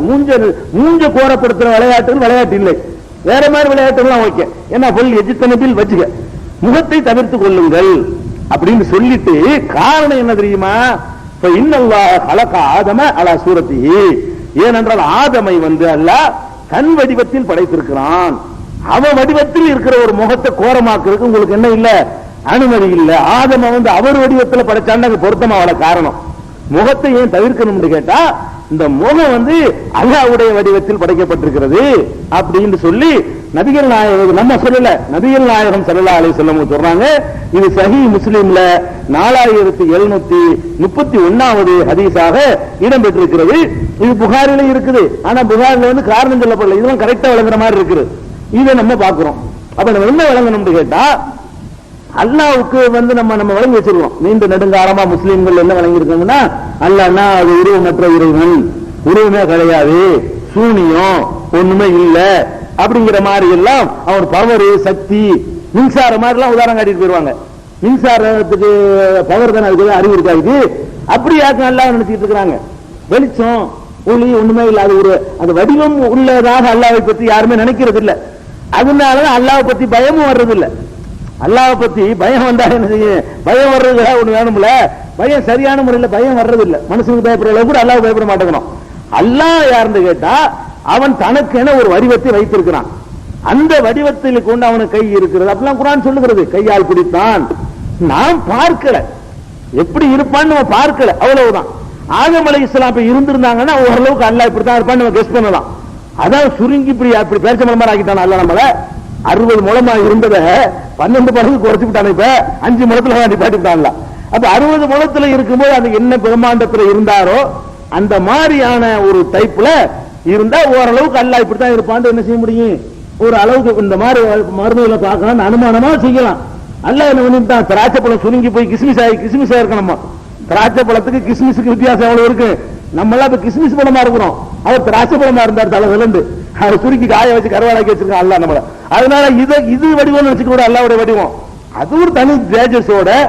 ஆதம் அலைஹிஸ்ஸலாம் எந்த மாதிரி பிரம்மாண்டத்தோடவும் ஒரு தேஜஸோட இருந்தாரோ அந்த மாதிரியான ஒரு அமைப்பில் இறைவன் இருக்கிறான். ஏன்னா அல்லாஹ் இது சும்மா சொல்ல விளையாட்டு சொல்ல மாட்டாங்க. அல்லாஹ்வுடைய தூதர் சொன்னாங்கன்னா நம்ம அப்படியே என்ன செய்யணும்? ஏத்துக்கிறணும். எப்படி நம்ம சொல்லணும்? நமக்கு இதனால என்ன பாடல்கள் தான் நம்மளை இப்படி கெடுக்குது. ஏன்னா அந்த உருவமற்ற இறைவனுக்கு உண்மையானவர் பாரு, உலக மக்கள் யாவருக்கும் உரிமையானவர். உருவமற்ற இறைவனுக்கு உருவம் இல்ல, சூனியம் எல்லாம் நினைக்கவே கூடாது. சூனியமா இருந்தா அவனுக்கு எதுக்கு அரசு? சூனியமா இருந்தா எதுக்கு உட்கார்ற வீட்டில் இருப்பதற்கு ஒரு ஆசனம் எதற்கு? அதை சுமப்பதற்கு 8 பேர் இருப்பார்கள் என்று சொல்லப்படுது. அது எதுக்கு தேவையில்லை? அவன் சூனியத்துக்கு ஏன் அதெல்லாம்? அவன் ஒளியால் உருவானவன், ஒளிமயமானவன் என்பது வேற. அவனுக்கே ஒரு வடிவம் வைத்திருக்கிறான். அந்த வடிவத்தை நம்ம மறுமையில பார்த்து தெரிந்து கொள்வோம். நம்ம இப்ப வரைஞ்சிடக்கூடாது, கற்பனை பண்ணிடக்கூடாது. ஆதம் அலைஹிஸ்ஸலாம் அல்லாஹ் மனிதனை தனக்கு விருப்பமான வடிவத்தில் படைக்க நினைச்சு அதுக்கு தன் வடிவம் தான் ஏற்றதுன்னு சொல்லி ஆதம் அலைஹிஸ்ஸலாத்தை படைத்திருக்கிறான். இதை நம்ம நம்பித்தான் ஆகணும். இது என்ன இது புதுசா இருக்கு, மனுஷன் வடிவத்தில் அல்லாஹ் என்ன அப்படி மாறி ஆளுங்க விழிப்பாங்க. நம்மளா சொல்ற நபிகள் நாயகம் சொல்லலாம், இது யாருக்கு தெரியும்? இந்த மாதிரி விஷயம் ஒண்ணு அல்லாஹ் சொன்னா தான் தெரியும், அல்லாஹ்வுடைய ரசூல் சொன்னா தான் தெரியும். ரசூல் சொன்னா எதிர்ப்பு போயிட வேண்டியதான். அறிவிப்பு கரெக்டா இருக்குதா, நபிகள் நாயகம் ஸல்லல்லாஹு சொன்னாங்களா, அப்புறமே நம்ம போட்டு மண்டையை போட்டு குறைஞ்சிட்டு இருக்க கூடாது. ரசூலுல்லாஹ் சொன்னா ஓகே அப்படின்ற வேண்டியது. அதுக்கப்புறம் நபிகள் நாயகம் ஸல்லல்லாஹு அலைஹி வஸல்லம் அவங்க என்ன சொல்றாங்கன்னு கேட்டா, களிமண்ணில இருந்து படைச்சாங்க இல்லையா அல்லாஹ், களிமண்ணில இருந்து 60 முழம் கொண்டவராக தனது அழகான வடிவத்தை அவருக்கு கொடுத்து ஒரு அழகிய தோற்றத்தில் ஆதம் அலைஹிஸ்ஸலாத்தை படைக்கிறான். படைச்ச உடனே மண்ணை எடுத்து செஞ்சு உடனே எடுத்து மனுஷனாகிட்டானா, கொஞ்சம் டைம் கொடுத்திருந்தானா அப்படின்னா கொஞ்சம் டைம் கொடுத்திருக்கிறான் அல்லாஹ். அல்லாஹ் மனிதனை படைப்பதற்கு 40 வருஷம் 30 வருஷம் என்ற மாதிரியான கருத்துக்களுக்கு ஆதாரம் இல்லை. ஆனா ஒரு ஹதீஸ்ல என்ன இருக்குன்னா, முஸ்லிம்ல 4727 அந்த ஹதீஸ்ல என்ன இருக்குன்னு கேட்டா, லம்மா சவ்வரல்லாஹு ஆதம ஃபில் ஜன்னா, ஆதமுக்கு ஜன்னத்திலே சொர்க்கத்திலே வடிவம் கொடுத்த பொழுது தரக்கஹு மாஷா அல்லாஹு அன் யத்ருகஹு, எவ்வளவு நாள் விட வேண்டுமோ அவ்வளவு நாள் விட்டு வைத்திருந்தான். இவ்வளவுதான் தெரியல, அன்னைக்கே உருட்டி அன்னைக்கே செய்யலங்கிறது மட்டும் வழங்குது. இந்த ஹதீஸ்ல என்ன வழங்குதுன்னு கேட்டா, அன்னைக்கே களிமண்ல உருட்டி அன்னைக்கே மனுஷனை ஆகு அப்படின்னு அல்லாஹ் படைக்கல, கொஞ்ச நாள் போட்டு வச்சிருந்திருக்கான் களிமண்ணை நினைஞ்சிருக்கிறான். அதனால இன்னொரு அந்த களிமண்ல படைச்சதை சொல்லும் பொழுதெல்லாம் அந்த சத்தம் வரக்கூடிய களிமண்ணில் இருந்து நல்லா சொல்றான். குலைச்ச உடனே காயணும்ல, காஞ்ச பிறகு ஏதாவது ஈரத்திலிருந்து படைச்சா அதுலயே என்னமோ இருக்குன்னு நம்ம நினைச்சிருவோம். காஞ்சி போனா தான் ஒண்ணும் படைக்கலாம் நம்ம நினைக்குவோம். அதுல படைச்சு காட்டுறான். எவ்வாறு தண்ணி சத்து கூட இல்ல பாடுறா, காஞ்சி கருவாடா பச்சா இதுல படைக்கிற பாரு அப்படிங்கிறது அல்ல பண்றான். குலைச்சி ஒரு வடிவத்தை செஞ்சு விட்டு காய வச்சுட்டு தான் படைக்கிறான். நம்ம ஈரத்திலிருந்து படைக்கிறதா லேசு, ஈரத்திலிருந்து படைச்சது ரத்தம் சதையெல்லாம் வேணும்ல, ஈரமா தானே இருக்கு, எல்லாமே ஈரம் தானங்க. மனுஷனுக்குள்ள இருக்கிற எல்லாமே ஈரம் தானே. பிரிச்சு எடுத்தீங்கன்னா பாதி தண்ணி பாதி மண்ணு தான் இருக்கு நம்ம உடம்புல. அப்ப அந்த மாதிரி ஈரத்தாலேயே மனித ரத்தம் ஈரம், வேர்வை ஈரம், குளுக்கோஸ் ஈரம், இறைச்சிகளுக்குள்ள இருக்கிறது எல்லாமே ஈரம். ஈரத்தை கொண்டு தான் இருந்துகிட்டு இருக்கிறோம். அப்ப ஈரம்ங்கிறது எல்லாத்தையும் இருக்கக்கூடிய நேரத்தில் அல்லாஹ் என்ன பண்றான்னா, ஈரம் இல்லாம காய வச்சுதான் படைச்சாண்டு குர்ஆனும் சொல்லுது. நபிகள் நாயகம் ஸல்லல்லாஹு அலைஹி வஸல்லம் சொல்றாங்க, அல்லாஹ் விட்டு வைக்க வேண்டிய அளவுக்கு என்ன செய்தான், விட்டு வைத்தான். அப்ப என்ன செய்யறான்னா, இப்லீஸ் அதை பார்த்திருக்கான். அந்த மாதிரி போட்டு வச்சிருக்கும் பொழுது கொஞ்ச நாள் இப்லீஸ் பார்த்துட்டு, என்ன ஓட்ட ஓட்டையா இருக்குது, மனுஷன் தான் இங்க ஒரு ஓட்டம் இருக்கு, இப்படி ஒரு ஓட்டம் இதெல்லாம் இருக்குதா, அந்த மாதிரி இறைவன் படைச்சிருக்கிறானே, இந்த ஸ்டெடியா இருக்க மாட்டார் போல இருக்குது. அவன் சொன்னான் அப்படி.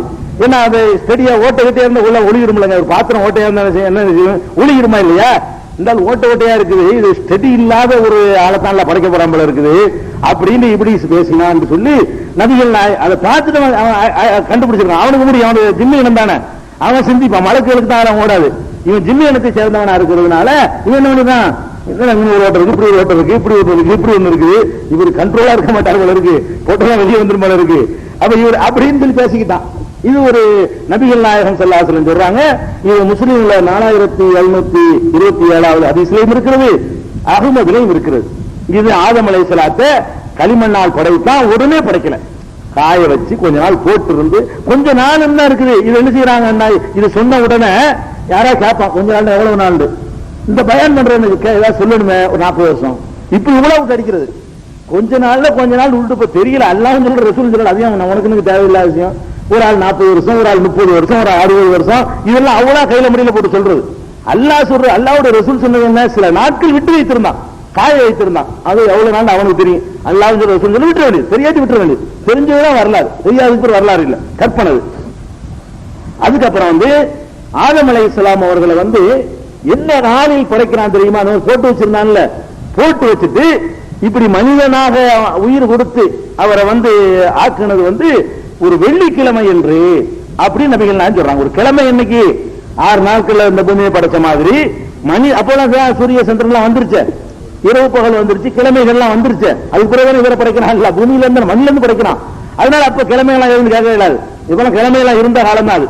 அப்ப வெள்ளிக்கிழமை என்று என்ன செய்யறான், அவரை படைத்தான் என்று சஹீஹ் முஸ்லிம்ல 1410வது ஹதீஸ்ல என்ன செய்யலாம், நீங்க பார்க்கலாம். ரசூல் ஸல்லல்லாஹு அலைஹி வஸல்லம் சொல்றாங்க, சூரியன் உதிக்கிற நாட்களிலேயே சிறந்த நாள் அப்படின்னா எல்லா நாளிலும் அர்த்தம். சூரியன் உதிக்காத நாள் மாதிரி உலகத்துல அது ஒரு இலக்கியமா நபிகள் நாயகம் சொல்றாங்க. சூரியன் உதிக்கிற நாட்களிலேயே சிறந்த நாள் வெள்ளிக்கிழமை. அன்றுதான் ஆதம் அலைஹிஸ்ஸலாம் படைக்கப்பட்டார், அன்றுதான் சொர்க்கத்தில் நுழைவிக்கப்பட்டார், அன்னைக்கு தான் வெளியேற்றவும் பட்டாரு. அரசிக்கு வெளியே போட்டது அன்னைக்கு தான், அப்ப படைச்சது அன்னைக்கு தான், உள்ள கொண்டு அனுப்புனது அன்னைக்கு தான், அன்னைக்கே படிச்சு அன்னைக்கு அனுப்பிடலாம், பிரச்சனை இல்ல. வெளியேற்று ஒரு வாரமோ 2 வாரமோ 10 வாரமோ இருந்திருப்பாரு, ஆனா வெளியேற்று கரெக்டா வெள்ளிக்கிழமை. வெள்ளிக்கிழமை நினைச்சார் அவரு அன்னைக்கு கூட வெளியேற்றப்பட்டிருக்கலாம். அன்னைக்கே படைச்சு அன்னைக்கே உள்ள போய் அன்னைக்கே மரத்த கட்டளை மீறி அன்னைக்கே தின்னு விட்டு ஒரு நாள்ல ஓடணும் வரைச்சிருக்கலாம். வெள்ளிக்கிழமை வெளியேற்றப்பட்டார், அது அந்த வெள்ளிக்கிழமையா அதுக்கடுத்து 1 வாரம் 2 வாரம் இழுத்தார வண்டி ஓடுச்சா தெரியல நமக்கு. வெள்ளிக்கிழமை படைக்கப்பட்டார்னு இருக்குது ஹதீஸ்ல, வெள்ளிக்கிழமை அந்த சொர்க்கத்தில் அனுப்பப்பட்டார் இருக்குது, வெள்ளிக்கிழமை வெளியேற்றப்பட்டார் என்பதும் இருக்கிறது. வெள்ளிக்கிழமை 3 நடந்திருக்கு, அது ஒரு சிறந்த நாள் அப்படின்னு நபிகள் நாயகம் ஸல்லல்லாஹு அலைஹி வஸல்லம் சொல்லியிருக்கிறாங்க. இது முஸ்லிம் 1410வது ஹதீஸ்ல பார்க்கலாம். இது ஆதம் அலைஹிஸ்ஸலாம் படைக்கப்பட்ட மெட்டீரியல் தெரிஞ்சிருச்சு. மெட்டீரியல் களிமண், எதுல இருந்து படைச்சாங்கன்னு தெரியுது, என்ன வடிவத்தில் படைச்சான் என்பதும் தெரிகிறது, என்ன சைஸ்ல படைச்சான் என்பதும் நமக்கு தெரிகிறது, என்னைக்கு படைச்சான் அப்படிங்கிறது தெரிகிறது. ஒன்னொன்னா வரல, பிறந்த நாள் பிறந்த நாள் அவருக்கு, அவருக்கு பிறந்த நாள் எது, இந்த வெள்ளிக்கிழமை அவருக்கு பிறந்த நாள், படைக்கப்பட்ட நாள் தான் பிறந்த நாள். சரி, அதுக்கப்புறம் ஆதம் அலைஹிஸ்ஸலாத்தை படைக்கிறது இருக்குல்ல, இதுக்கு நிறைய கிஸ்ஸா இருக்குது. ஒரு மலைக்கு தலையை படைச்சாராம், எழுதிக்கிறாங்க, ஒரு மலைக்கு கையை படைச்சாராம், ஒரு மலைக்கு இடுப்பு படைச்சாருன்னு சொல்லி மலக்குகள்கிட்ட கொடுத்து நீ தலையப்பட, நீ கையப்பட, நீ காலப்படன்னு எழுதிக்கிறாங்க கிஸ்ஸான்னு சொல்லிட்டு. அல்லாஹ் என்ன சொல்றான்னு கேட்டா, இப்லீஸ் கேட்கிறான், மா மனஅக்க அன் தஸ்ஜுத லிமா ஹலக்து பியதைய, எனது 2 கையால் நான் படைத்திருப்பவருக்கு ஏன் நீ பணிய மறுக்கிறாய்? இப்லீஸ் அல்லாஹ் கேட்கிறான். பின்னாடி அந்த இப்லீஸ் மறுத்தது பின்னாடி வரும். பாயிண்ட் எதுக்கு சொல்றேன்னு கேட்டா, எனது 2 கையினால நான் படைச்சிருக்கேன்டா, நான் படைச்சிருக்கேன் என் கையால, அவருக்கு நீ பணிய மாட்டியோ அப்படின்னு. லிமா ஹலக்து பியதைய, எதுண்டா கை, எதையெல்லாம் 2 கை, எனது 2 கையால் நான் யாரை படைத்திருக்கிறேனோ அவருக்கு நீ பணிய மாட்டியா என்று அல்லாஹ் இப்லீஸ் இடத்தில் கேட்டான் என்று 38வது அத்தியாயத்தில் 75வது வசனம் குர்ஆன்ல இருக்கிறது. அப்ப அல்லாஹ் ஆதம படைச்சது டைரக்ட் தானே படைத்தான். இன்னொரு மலக்க விட்டு படைக்கல, மலக்க விட்டு படைக்கவும் முடியும் அவனுக்கு, அவன் போய் மலக்க விட்டு படைக்கவே படைச்சுட்டு வந்துருவாரு, அது பெரிய விஷயம் இல்ல. மலக்கு கண்ட ஆற்றலை கொடுத்து அப்படின்னு சில காரியங்கள் நிகழ்த்தி இருக்கிறான். முதல் மனிதனை படைக்க அப்படி யூஸ் பண்ணல, அவனே படைச்சிருக்கான். நமக்கு ஒரு கண்ணியம் தர்றான் அல்ல, நமக்கு ஒரு கௌரவம் தர்றான். மனிதனை தானே என்ன செய்யறான், படைச்சிருக்கிறான் அப்படின்னு. இந்த தானே படைச்சிருந்தவங்க நீங்க இன்னொரு ஆயத்துக்கு முரண் மாதிரி வரும், முரண் எடுத்துக்கிற கூடாது. என்ன ஆயத்துனா 3வது அத்தியாயத்துல 59வது வசனத்துல என்ன வரும் கேட்டா, இன்ன மஸல ஈசா இந்தல்லாஹி கமஸலி ஆதம், ஈசாவுக்கு அல்லாஹ்விடத்துல உதாரணம் என்னவென்றால் ஆதம் தான். ஈசாவுக்கு, ஈசா நபிக்கு சரியான உதாரணம் ஆதம் தான். ஹலகஹு மின் துராபின், அவரை மண்ணால் இறைவன் படைத்து சும்மா காலஹு குன், ஆகு என்று சொன்னான், ஃபயகுன், உடனே ஆகிவிட்டார். இதுதான் ஈசாவுக்கு உள்ள உதாரணம். ஈசாவும் இந்த மாதிரி தான் அல்லாஹ்வுடைய பிரத்யேக ஆற்றலால் உருவானார் இருக்கு. குன் ஃபயகுன் தான் வருது, உருட்டிக்கிட்டு செஞ்சான்லாம் வரல, ஆகுன்றவன ஆகிட்டாருன்னு அல்லாஹ் சொல்றான். ஆகு என்ற உடனே ஆகிவிட்டாரு.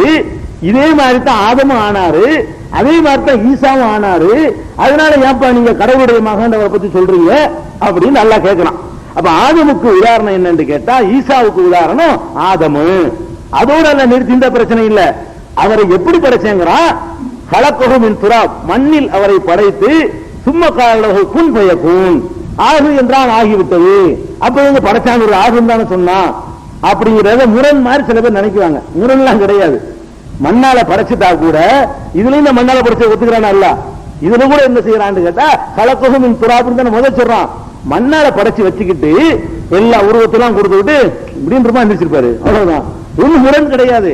மண்ணால மண்ணை எடுத்தது நேசம், பிடிச்சது நேசம், அந்த வடிவத்தை கொடுத்தது நேசம், கொஞ்ச நாள் காய போட்டது நேசம், வெள்ளிக்கிழமை அன்னைக்கு குன்னுருமான்ல எழுச்சி உட்காந்துருப்பார். அவ்வளவு வேற என்ன ஆகுன்னு ஆயிரப்படுறாரு. அப்ப ஆகு என்ற உடனே ஆனார் என்பது நெசம். அதுக்கான ரொம்ப கஷ்டப்பட்டு 10 மாசம் கருவில் இருக்கிற மாதிரி கொஞ்சம் கொஞ்சமா அப்படி வந்துச்சுன்னா அப்படிலாம் கிடையாது. அவன் இந்த மண்ணை ரெடி பண்ணி வச்சுக்கிட்டு என்ன செய்யறான், ஆகு, அவன் என்ன ஆகணும்னு ப்ரோக்ராம் பண்ணி வச்சானா, அந்த ப்ரோக்ராமோட அது ஆயிடுச்சு, ஆகிவிட்டது அப்படின்னு சொல்லி எடுத்துக்கொண்டோமே. ஆனால் 2 வசனத்திற்கும் எந்த விதமான முரணும் கிடையாது. அதுல இன்னொரு இது ஒரு சம்பவம். அதாவது ஆதம் அலைஹிஸ்ஸலாத்தை வந்து இறைவன் தானே நேரடியாக படைத்தான். படைச்சவன என்னன்னா அதுக்கு ஒரு கிஸ்ஸா. படைச்சவன ரூஹுக்கு ஆன்மாவை போய் சொன்னானா உள்ளக போ. ஆதம் அலைஹிஸ்ஸலாம் உடம்புக்குள்ள போன்னு சொன்னானா. முடியாது, இருட்டா இருக்கு உள்ளக, போக மாட்டேன். மறுபடியும் போ. அல்லாஹ் சொன்ன போயிட வேண்டிய இன்னும் போ. படிச்சவன எல்லாம் சேர்ந்து வந்துருமில்லங்க. இவங்க என்ன செய்வாங்க, தனியா அல்லாஹ் உயிரை தனியா படைச்சு வச்சுட்டு ஆன்மாட்ட அல்லாஹ் சொன்னா நான் உள்ள போ மாட்டேன், இருட்டா இருக்கு, போகத்தான் செய்யணும். அல்லாஹ் நான் மாட்டேன், இதுக்குள்ள போகவே மாட்டேன். எப்படி நான் போவேன்? வெறுப்போட போய்விட்டு வெறுப்போட வா அப்படின்னு நான் அல்லாஹ். அதனாலதான் நம்ம உயிரை இழக்கிறதுக்கு தயங்குறோமா. வெறுப்போடவே உள்ள வந்துச்சு.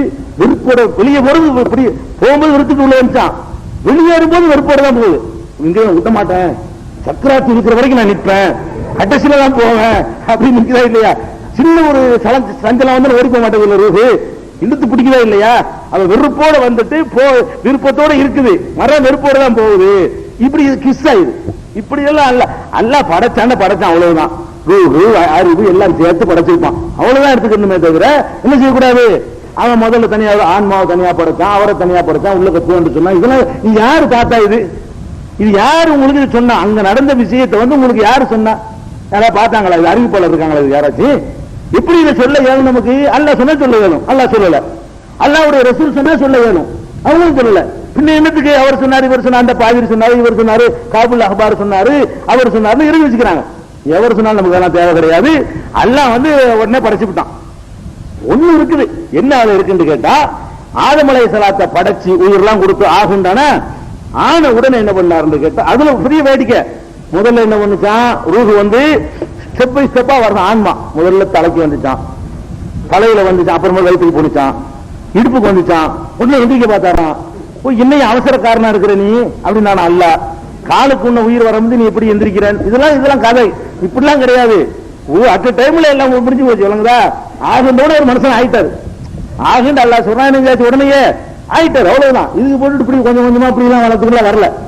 ஒண்ணு இருக்கு. என்ன இருக்குன்னு கேட்டா, ஆதம் அலைஹிஸ்ஸலாத்தை உயிரோடு உள்ள தோற்றத்தை அல்லாஹ் கொடுத்த உடனே ஆகின்ற உடனே முதல்ல ஒரு தும்மல் போடுறாரு. ஃபர்ஸ்ட் உயிர் வந்தவன் அவருக்கு செஞ்ச வேலை என்ன? தும்மல் போட்டாரு. தும்மல் போட்டு நினைஞ்சாரு, அல்ஹம்துலில்லாஹ் ரப்பில் ஆலமீன் அப்படின்னு அவர் சொன்னாரு. உடனே இறைவன் சொன்னா அல்லாஹ் புகழ்றாருல, அப்படி அல்லாஹ் ப்ரோக்ராம் பண்ணி வச்சிருக்கான். அது எடுத்தது எல்லாம் தெரியுமெல்லாம் கேட்கக்கூடாது. படைச்ச அல்லாஹ் ரப்பில் ஆலமீன் அவர் தும்மல் போட்டவன அல்ஹம்துலில்லாஹ் சொல்ற மாதிரி நம்ம மனுஷன் பண்றான். கம்ப்யூட்டரை திறந்தவன நம்ம என்ன சொல்ல தருமோ சொல்லுவது. அஸ்ஸலாமு அலைக்கும் நம்ம கம்ப்யூட்டர் சொல்லுமா இல்லையா? கம்ப்யூட்டர்ல ப்ரோக்ராம் பண்ணி வச்சுக்கிட்டு நீங்க ஆன் பண்ணீங்கன்னா ஸ்டார்டிங் ஆகும்போது செய்து அஸ்ஸலாமு அலைக்கும். இவன் பண்ணுவான் அஸ்ஸலாமு அலைக்கும் ப்ரோக்ராம் அல்லாஹ் பண்ணிடலாதா? இவன் கொடுத்துருக்க ஒரு சின்ன காடுக்கு அறிவை கொண்டு வச்சுக்கிட்டு நீ பண்ற. அவன் என்னென்ன செட்டிங் என்னென்ன ப்ரோக்ராம் எல்லாம் பண்ணி வச்சிருப்பானோ சொன்ன நினைச்சு ஒரு தும்மல் ஒண்ணு போட்டு அல்ஹம்துலில்லாஹ்ன்றாரு. அல்லாஹ் வந்து யர்ஹமுக்கல்லாஹ், அல்லாஹ் உனக்கு அருள் செய்வானாக, நல்ல வார்த்தையை சொல்லி இருக்கிற, உனக்கு நான் அருள் செய்வேன் என்று அல்லாஹ் சொன்னதாக இப்னு ஹிப்பான் என்ற ஹதீஸ் நூல்ல ஆதார அறிவிப்பாளர்லாம் கரெக்டா இருக்கிறாங்க. இப்னு ஹிப்பான் ஹதீஸ் நூல்ல 6165வது ஹதீஸாக இது பதிவு செய்யப்பட்டிருக்கு. செய்தி ஆதாரபூர்வமான செய்தி. அப்ப இதனாலதான் நம்மளும் என்ன செய்யணும்? தும்மல் போட்டு அல்ஹம்துலில்லாஹ் சொல்லணும். தும்மல் போட்டோம்னு சொன்னா ஒரு மனிதன் உயிரோடவும் சுறுசுறுப்போடவும் இருக்கிறான் என்பதற்கு அடையாளம். அல்ஹம்துலில்லாஹ் போல அல்லாஹ்வுக்கு சொல்லணும். தும்மல் போடும் பொழுது பயங்கர வேகத்துல ஹார்ட் வந்து ஃபங்க்ஷன் ஆகும் இதயம். அதனால உங்களுக்கு ஒரு பொருளாக தள்ளிட்டு போயிடும். அந்த வேகத்துல உள்ள ஜாமானுக்கு வந்து பல கிலோமீட்டர் வேகத்துல வருது இந்த மூச்சு. உங்களுக்கு கொஞ்சம் காத்து சின்ன ஓட்டம் தெரிய மாட்டேங்குது. அதுல இந்த ரூம் அளவுக்கு உள்ள சைஸா இருந்து தும்மல் போட்டுன்னு வைங்களேன், ஒரு காரை வெளியே தள்ளிடலாம். அந்த அளவுக்கு அந்த தும்மலுடைய ஸ்பீடு இருக்குங்கிறான். தும்மலுடைய வேகம் அவ்வளவு வேகமா வந்து பஞ்ச் பண்ணி தள்ளு. அது வந்து பெரிய இறைவனுடைய அருள்ல நம்ம தப்பிச்சுக்கிறோம். டக்குன்னு தும்மல் வந்து உயிரை திருப்பி வந்துருது. அது ஒரு ஹார்ட் ஒர்க்கா இருக்கிறதுனால அல்லாஹ் வந்து என்ன செய்யறான், நமக்கு உயிரை திருப்பி ரிட்டர்ன் ஆக்கி தர்றானே. தும்மல் போட்டு முடிஞ்சு ரிட்டர்ன் ஆகுது இல்லையா, நார்மலுக்கு வருதுல, அல்ஹம்துலில்லாஹ் எல்லா புகழும் இறைவனுக்கு அப்படின்னு சொல்லணும்னு சொல்றாங்க. அதே நேரத்தில் 3 தடவைக்கு மேல போட்டா சொல்லிடக்கூடாது. தும்மல் வந்து ஒரு தடவை தும்மல் போட்டாருன்னா அல்ஹம்துலில்லாஹ் சொல்லுங்க, 2வது தடவை போட்டா அல்ஹம்துலில்லாஹ் சொல்லுங்க, 3வது தடவை போட்டா அல்ஹம்துலில்லாஹ் சொல்லலாம். மறுபடி போட்டாருன்னா சொல்லக்கூடாது, அது ஜலதோஷம் தாங்கன்னு சொல்லாகும். அதாவது ஒரு தடவை மஸ்கு முன் 3 தடவை பண்ணிக்கு மேல போச்சுன்னு சொன்னா அதுக்கு பேர் ஜலதோஷம். அதுக்கு நீங்க அல்ஹம்துலில்லாஹ் சொல்லாதீங்க, நீங்க எருவமுக்கெல்லாம் சொல்லாது, பேசாம இருந்துக்கணும். அச்சுன்னு 3-4 தடவை போடுறான்னு சும்மா இருந்துக்கணும். ஒரு தடவை 2 தடவை 3 தடவை அல்ஹம்துலில்லாஹ் அவரும் சொல்லணும், நம்மளும் சொல்லணும். ரைட்டு. இது அவர் தும்மல் ஃபர்ஸ்ட் போட்டாரு, அப்படிங்கிற விஷயத்தை ஹதீஸ்ல இருந்து நம்ம தெரிந்து கொள்கிறோம். இப்னு ஹிப்பான்ல இருக்கிறது. அதுக்கு அடுத்து இந்த இதெல்லாம் ஹதீஸ்ல தொகுக்கப்பட்டது. ஆதம் அலைஹிஸ்ஸலாத்தினுடைய அந்த தொகுப்பு வரலாறு எப்படி படைச்சேங்கிறது முன் விவரங்களை, அதுக்கு முந்தி நடந்த சில உரையாடல்களை அல்லாஹ் திருக்குறான்ல சொல்லி காட்டுறாங்க. படைச்ச தோற்றம் வரைக்கும் தொகுப்பு வந்தாச்சு.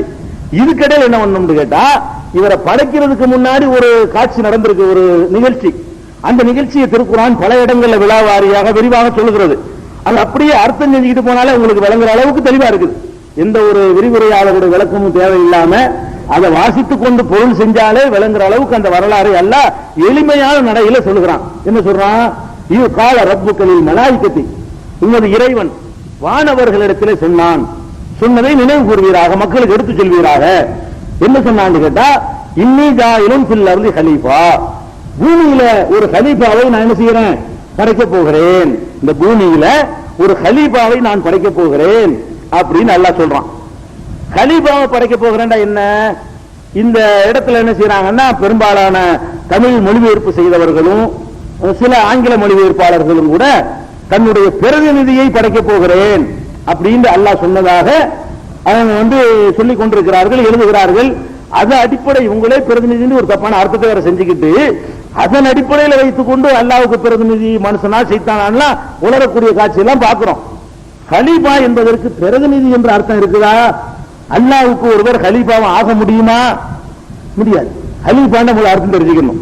சில ஆட்கள் கூட கலீஃபத்துனால பேர் வச்சிருக்காங்க. அல்லாஹ்வுடைய கலீஃபான்னு கூட என்ன செய்யறாங்க, அந்த அல்லாஹ்வோட சேர்த்து கலீஃபான்னு பேர் வச்சிருக்காங்க. கலீஃபான்னு என்ன அர்த்தம் தெரியுமா? ரெண்டு அர்த்தம் இருக்குது. ஒரு ஹலஃப என்ற சொல்லில் இருந்துதான் கலீஃபா வருது.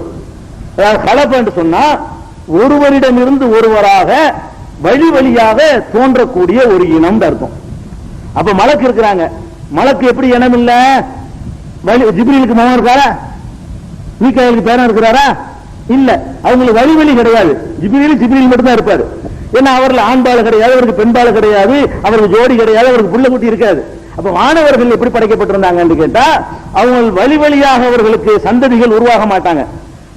அல்லாஹ் படைக்க போற படைப்பு எப்படி படைக்க போறாங்கன்னு கேட்டா, கலீஃபா. கலீஃபான்னு சொன்னா வழி வழியாக இனப்பெருக்கம் செய்யக்கூடிய ஒரு இனத்தை படைக்க போகிறேன், அதுதான் அர்த்தம். இந்த கலீஃபாவோட அகராதி அர்த்தம். இன்னொன்னு என்னன்னு கேட்டா, ஒரு ஆளுடைய கலீஃபான்னு சேர்த்து சொல்றோம் வைங்க. அப்ப கலீஃபாவுக்கு என்ன அர்த்தம் கேட்டா, நான் இருக்கிறேன், நான் ஒரு பொறுப்புல இருக்கிறேன், ஒரு கடைக்கு முதலாளியா இருக்கிறேன். நான் இறந்து போயிடுறேன். ஏன் இடத்தை இன்னொருத்தர் பிடிச்சிக்கிறாரு. என்னுடைய தம்பியோ அண்ணனோ மகனோ பேரனோ யாரோ ஒருத்தர் என் இடத்தை பிடிச்சிக்கிட்டு என் இடத்துக்கு முதலாளி வைக்கிறார். அவர் என்னுடைய கலீஃபான்னு சொல்லுவாங்க அரபில. அதாவது இறந்து போனவருடைய இடத்தை கைப்பற்றிக் கொள்கிறார் பாருங்க, அவர் தான் கலீஃபான்னு அர்த்தம். கலீஃபத்துனா கலீஃபத்தி, என்னுடைய கலீஃபான்னு சொன்னா ஏன் இடத்தை யார் பிடித்துக் கொள்கிறார்களோ என்னுடைய மௌத்துக்கு பிறகு, என்னுடைய மௌத்துக்கு பிறகு நான் இல்லாம போன பிறகு என் இடத்தை யார் பிடித்துக் கொள்கிறார்களோ அவர்கள் என்னுடைய கலீஃபா. கலீஃபாக்கு ஆட்சியாளர் அர்த்தம் கிடையாது, நல்லா வணங்கிக்கணும். சில பேர் அப்படி நினைச்சுக்கிட்டு இருக்கிறாங்க. இப்ப அபூபக்கர் சித்திக் இருக்கிறாங்க இல்லையா, அவங்கள கலீஃபான்னு சொல்றோம். கலீஃபாங்கிறதுக்கு நம்ம அது அறச்சுள்ளது. அவருடைய கரெக்டான சொல்லி என்னன்னு கேட்டா, கலீஃபத்து ரசூலில்லாஹ். அவருக்கு பேர் என்ன? கலீஃபத்து ரசூலில்லாஹ். ரசூல் ஸல்லல்லாஹு அலைஹி வஸல்லம் கலீஃபா அவர். நபிகள் நாயகம் ஸல்லல்லாஹு அலைஹி வஸல்லம் போன பிறகு அந்த இடத்தை எடுத்துக்கொண்டவர், ஆட்சி தலைமை. நபிகள் நாயகம் ஸல்லல்லாஹு அலைஹி வஸல்லம் ஜனாதிபதியா இருந்தாங்க இல்லையா, நபிகள் நாயகத்தினுடைய இடத்திற்கு வந்தவர். கலீஃபாவுக்கு அர்த்தம் என்ன? அபூபக்கர் கலீஃபாங்கிறவன் கலீஃபத்து ரசூலில்லாஹ்னு அர்த்தம். ரசூல் ஸல்லல்லாஹு அலைஹி வஸல்லம் இடத்தை ரிசாலத்து நபி எடுத்து எடுக்க இயலாது. இந்த ஆட்சி தலைமையை அவர் பிடித்துக் கொண்டாரு. அந்த மாதிரி தான் 4 கலீஃபாக்களை நம்ம சொல்றோம். கலீஃபாவுக்கு அர்த்தம் ஆட்சியாளர் கிடையாது. நபிகள் நாயகத்தினுடைய ஆட்சி இடத்தை அவங்க பிடிச்சுக்கிட்டதுனால அவங்களுக்கு பேர் என்ன? கலீஃபா என்று சொல்லப்படுகிறது. இன்னும் ஒரு இடத்துல சொல்ல போனோம்னா, நபிகள் நாயகம் ஸல்லல்லாஹு அலைஹி வஸல்லம் துஆ செய்யறாங்க. எப்படி செய்யறாங்க? வெளியூருக்கு நம்ம போறோம். வெளியூருக்கு போனோம்னா நம்ம பொண்டாட்டி பிள்ளை எல்லாம் விட்டுட்டு போறோம். வெளியூருக்கு போனோம்னா பொண்டாட்டி பிள்ளைகள் விட்டுட்டு போறோம். அந்த பொண்டாட்டி பிள்ளைகளை யார் பொறுப்புல விட்டுட்டு போறோம்? அல்லாஹ்வுடைய கார்மானத்தில் அல்லாஹ்வுடைய பொறுப்புல விட்டுட்டு போறோம் இல்லையா? இதை பற்றி நபிகள் நாயகம் ஸல்லல்லாஹு அலைஹி வஸல்லம் சொல்லும் பொழுது துஆ செய்யறாங்க, அல்லாஹும்ம அந்த சாஹிபு பி சஃபரி வல் கலீஃபத்து ஃபில் அஹ்லி. பிரயாணத்தில் ஒரு துஆ. இதுக்கு என்ன அர்த்தம் தெரியுமா? அல்லாஹும்ம இறைவா அந்த சாஹிபு பி சஃபரி, பிரயாணத்தில் நீதான் தோழனாக இருக்கிறாய், பயணத்தில் எங்களுக்கு தோழனாக இருக்கிறது நீதான். ஒரு கலீபத்து பில் அகலி, குடும்பத்தில் எங்களுக்கு நீ கலீபாவா இருக்கிற. அல்லாஹ் நமக்கு கலீபாவா இருப்பான், நம்ம அல்லாஹ் கலீபாக முடியாது. நம்ம இடங்க காலி, நம்ம வீட்டை விட்டு வெளியே வந்துட்டோம்லங்க, நம்ம இடம் காலியா கிடக்குது.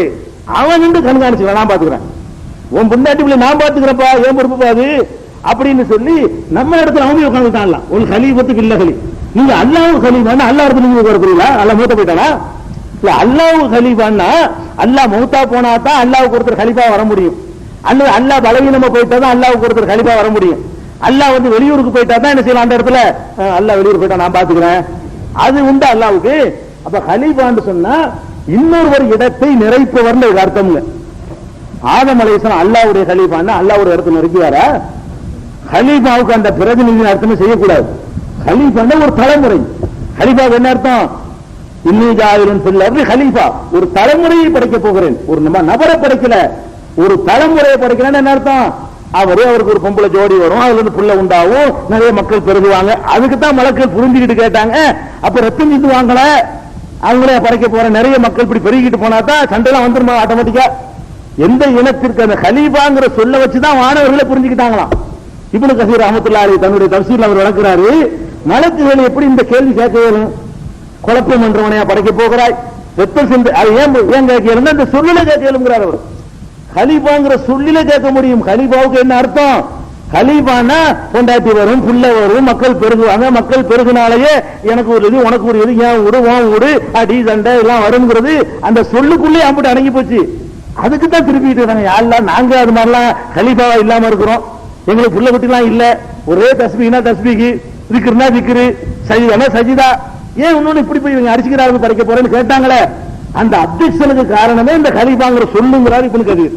அப்ப கலீபாவுடைய அர்த்தத்தை விளங்கிறது சொல்றேன். இதெல்லாம் கலீபான ஒரு ஜெனரேஷன், கலீபான அர்த்தம் ஒரு தலைமுறை, ஒரு தலைமுறையை நான் படைக்க போகிறேன் அப்படின்னு அல்லாஹ் வானவர்கிட்ட சொல்றான். உடனே அவர்கள் கேட்கிறார்கள், அத்தஜஅலு ஃபீஹா மை யுஃப்ஸிது ஃபீஹா வ யஸ்ஃபிகு திமா, இந்த பூமியிலே குழப்பம் விளைவித்து ரத்தம் சிந்தக்கூடியவர்களையா நீ படைக்க போகிறாய்? வ நஹ்னு நுஸப்பிஹு பிஹம்திக, நாங்கள் உனது புகழை போற்றிக் கொண்டிருக்கிறோமே, உன் கத்திசுலக்க, உன்னை பரிசுத்தமானவன் என ஏற்றுக்கொண்டிருக்கிறோமே அப்படின்னு சொல்லி வானவர்கள் கேட்ட பொழுது, கால இன்னி ஆலமும் அலா தாலமும், நீங்கள் அறியாததை நான் அறிவேன். அதெல்லாம் வாஸ்தவம் தான், ரத்தம் ஓட்டுற அதெல்லாம் தனி விஷயம், உங்களுக்கு தெரியாது. வேற விஷயத்துக்கு நான் படைக்க போறேன், அது உங்களுக்கு தெரியாது, அது எனக்கு தான் தெரியும். நான் என்னத்துக்கு படைக்கிறேங்கிறது எனக்கு தெரியுமே தவிர உங்களுக்கு தெரியாது அப்படின்னு அல்லாஹ் சொன்னதாக ஆதம் அலைஹிஸ்ஸலாத்தை படைப்பதற்கு முன் நடந்த நிகழ்வை பற்றி பேசும் பொழுது அல்லாஹ் சொல்லி காட்டுறான். இது ஒரு சம்பவம் நடந்திருக்கிறது. அடுத்து தொடர்ச்சியாக அந்த உரையாடல் நீண்டு கொண்டே போகிறது. ஆதம் அலைஹிஸ்ஸலாத்துக்கு மட்டும் கொஞ்சம் கூடுதலான குர்ஆனிலேயே வந்து அதிகமான விவரங்கள் கிடைக்கக்கூடியவர்கள் 2 பேர் தான். ஒன்னு ஆதம் அலைஹிஸ்ஸலாம், இன்னொரு மூசா நபி. பாக்கி பேருக்கெல்லாம் குறைந்த விவரங்கள் தான் கிடைக்கும், சிறப்புகள் அதிகமா இருக்கலாம், அவர்களுக்கெல்லாம் விவரங்கள் குறைவா கிடைக்கும். அது ஆதம் அலைஹிஸ்ஸலாம் மட்டும் கொஞ்சம் அதிகமான இதுல போகும். சில நேரங்களில் 3 நபிமார்களை சேர்த்து ஒரு நாள் அடிச்சு விட்டுறலாம், அவ்வளவு கிடைக்கும். இருக்கிறதான சொல்ல எனக்கு கையில முடியல போட்டா சொல்ல முடியும். அதனால வந்து இந்த ஆதமுக்கு இப்படி போகுது எல்லாம் முடியுமான்னு நினைக்காதீங்க, முடியும் இன்ஷா அல்லாஹ். ரமலானுக்குள்ள எல்லா நபிமார்கள் வரலாறு என்ன செய்யும் முடியும், மீதி உள்ளது இன்ஷா அல்லாஹ் நாளைக்கு பார்ப்போம். துஆவை செஞ்சு தான் கிளம்பணும் எப்பவுமே.